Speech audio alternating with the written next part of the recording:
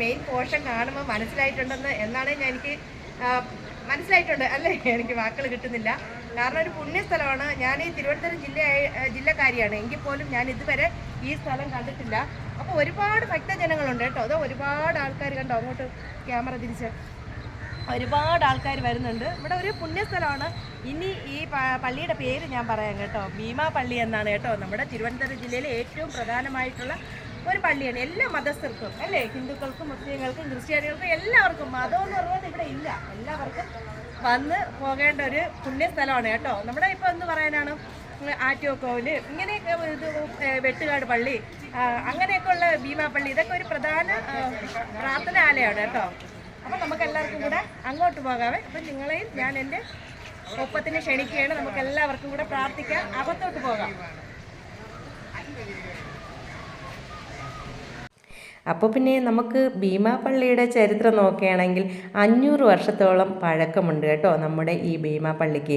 അതായത് പ്രവാചകനായ നബിയുടെ പരമ്പരയിൽപ്പെട്ട അറേബ്യയിൽ നിന്നെത്തിയ സെയ്ദ് നബീസ ഭീമാ ബീബിയും മകനായ സെയ്ദ് സാഗീദ് മാഗി അബൂബക്കറും ഈ 2 പേരുടെയും കവറാണ് നമ്മൾ ഇനി അകത്തോട്ട് ദർശിക്കാൻ പോകുന്നത്.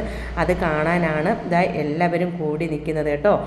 അപ്പോൾ എന്ത് പറയാനാണ്, ഇസ്ലാമിക മതപ്രബോധനവുമായി അറേബ്യയിൽ നിന്നും ആണ് ഈ ഉമ്മയും മോനും ഈ നമ്മുടെ കേരളത്തിൽ എത്തിപ്പെട്ടത് കേട്ടോ. കുറച്ച് ഗോതമ്പ് മണികൾ കിട്ടിയിട്ടുണ്ട് കേട്ടോ. അപ്പോൾ പ്രാവിന് ഇട്ട് കൊടുക്കുകയാണ്. ഇതാ കണ്ടോ. അപ്പോൾ നോക്കാം നമുക്ക്.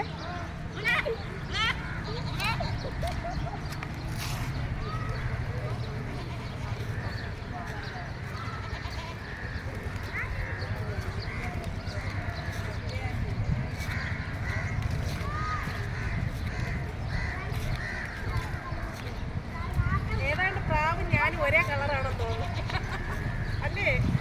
എൻ്റെ ഡ്രസ്സും പ്രാവിൻ്റെ ഉടുപ്പും ഒരേ കളറാണെന്ന് തോന്നുന്നു. അതൊക്കെ പോട്ടെ. ഹലോ ഫ്രണ്ട്സ്, സുഖമാണല്ലേ? ഞാനിന്ന് നിങ്ങളോട് സുഖവിവരം അന്വേഷിച്ചില്ല. എങ്ങനെയുണ്ട്, മഴയുണ്ട് അവിടെ? ഇവിടെയാണെങ്കിൽ ഭയങ്കര മഴയാണ് കേട്ടോ. ഉച്ച കഴിഞ്ഞ് ഭയങ്കര മഴയാണ്. അപ്പോൾ ഞങ്ങൾ വേറെ വലിയതുറ അല്ലേ, വലിയതുറയാണോടാ? അപ്പോൾ വലിയതുറയിൽ പോയിട്ടാണ് ഞാനിവിടെ വന്നത് കേട്ടോ. ഉച്ച കഴിഞ്ഞ മഴയാണ്. അവിടെയൊക്കെ മഴയുണ്ടോ? അപ്പോൾ എന്ത് പറയാനാണ്, ഭീമാ പള്ളി എങ്ങനെയുണ്ട്? ഇഷ്ടമായോ? നല്ലൊരു പുണ്യസ്ഥലമാണ് കേട്ടോ.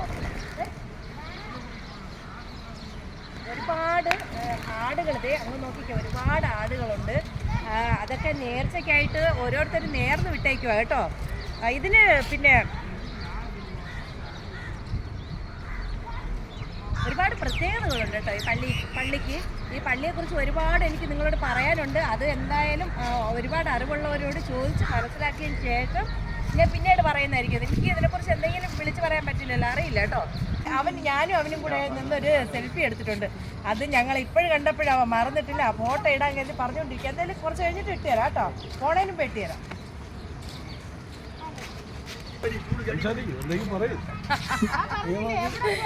വായി നോക്കി നടക്കുന്നുണ്ട്.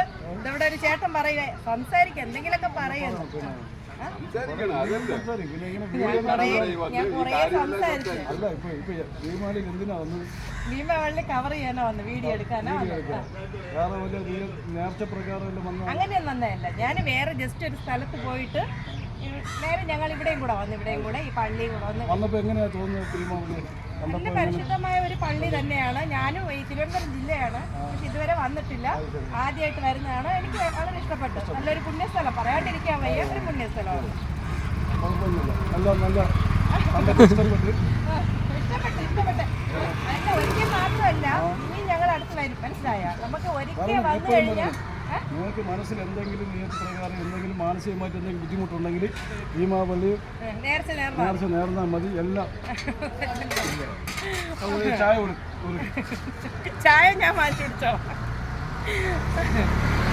അപ്പോൾ ഞാൻ നോക്കിയപ്പോൾ ഒരുപാട് ഓട്ടോ ഇതിനകത്ത്. അപ്പം ഞാൻ ഓർത്ത് ഇവിടെ വന്നവരായിരിക്കും, പള്ളി കാണാനായിട്ട് വന്നവരായിരിക്കും എന്നാണ് ഞാൻ ആദ്യം കരുതിയത്. അപ്പം അങ്ങനെയല്ല കേട്ടോ, ഓട്ടോ സ്റ്റാൻഡാണ്.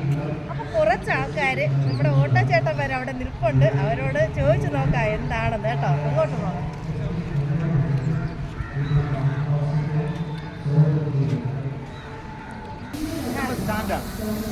അപ്പുറത്തേക്ക് പാർക്കിംഗ് ഏരിയ ആണ് അതല്ലേ? ഓട്ടോ പാർക്കിംഗ് അപ്പുറത്താണല്ലേ? അപ്പൊ മനസ്സിലായല്ലോ അല്ലേ?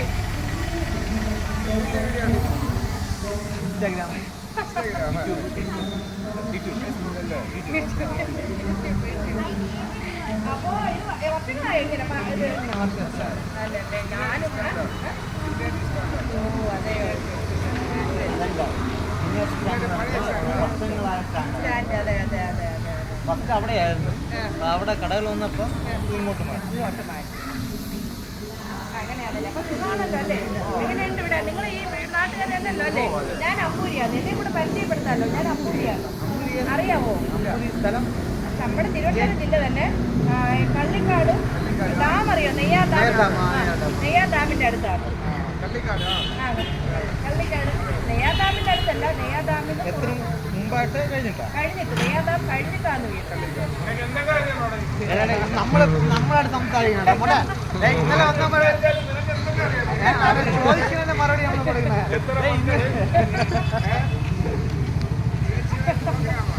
അല്ല സൗഹൃദം നമ്മൾ എല്ലാ കാര്യം അന്വേഷിക്കണം അല്ലേ?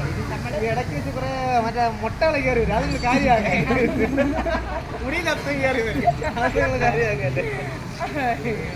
അങ്ങനെയാണ്. അപ്പൊ പിന്നെ എന്നാ പിന്നെ ഞങ്ങൾ ഇനി അങ്ങോട്ട് കവർ ചെയ്യാം. അപ്പോൾ പിന്നെ നമ്മുടെ തിരുവനന്തപുരം ജില്ലയിലെ തിരുവല്ലം എന്ന ഭാഗത്ത് താമസിക്കുകയും അവിടെ ഈ ഉമ്മയും മോനും ആതുര സേവനങ്ങൾ ചെയ്ത് കഴിയുകയായിരുന്നു കേട്ടോ. അപ്പോൾ ഉമ്മയും മോനും മികച്ച വൈദ്യന്മാരായിരുന്നു, പറയാണ്ടിരിക്കാൻ വയ്യ. മാറാരോഗങ്ങൾ വരെ ഇവർ ചികിത്സിച്ച് സുഖപ്പെടുത്തിയിരുന്നതാണ് ചരിത്രം പറയുന്നത്. അങ്ങനെ ധാരാളം പേര് ഈ ഉമ്മയും മോനെയും തിരക്കി വരികയും അക്കാലത്ത് ഒത്തിരി പേര് ഇസ്ലാം മതം സ്വീകരിക്കുകയും ചെയ്തു എന്നാണ് പറയുന്നത്. അപ്പം ഞാനിവിടെ അടുത്തൊരു ഉമ്മയെ കണ്ട് ഈ പള്ളിയുടെ കൂടുതൽ വിവരങ്ങൾ അറിയാനായിട്ട് ഞാൻ ഉമ്മയോട് സംസാരിക്കുകയാണ്. അപ്പോൾ പിന്നെ അന്നത്തെ മഹാരാജാവായ മാർത്താണ്ഡവർമ്മയും തിരുവിതാംകൂർ കൂടി ആലോചിച്ച് ഈ ഉമ്മയും മോനെയും ഇവിടെ നിന്നും എങ്ങനെയെങ്കിലും ഓടിക്കണമെന്ന് തീരുമാനിച്ചു. ആ സമയത്താണ് ഇന്ത്യയിൽ വന്ന് വിദേശത്ത് താമസിക്കുമ്പോൾ കരം അടയ്ക്കണം എന്നൊരു പദ്ധതി കൊണ്ടുവന്നത്. അപ്പോൾ ഉമ്മയും മോനും ഒരിക്കലും ആ കരം അടയ്ക്കാൻ അവർ കൂട്ടാക്കിയില്ല. കാരണം അവർ പറഞ്ഞത് ഞങ്ങൾ ദൈവത്തിൻ്റെ മുൻപല്ലാതെ മനുഷ്യരുടെ മുമ്പിൽ കരം അടയ്ക്കില്ല എന്നാണ് പറയപ്പെടുന്നത്. അങ്ങനെ വാക്ക് തർക്കം ഉണ്ടായി. ഒരുപാട് പേര് ആ വാക്ക് തർക്കത്തെ ചൊല്ലി ഒരുപാട് പേര് മരണപ്പെട്ടു എന്ന് തന്നെയാണ് പറയുന്നത്.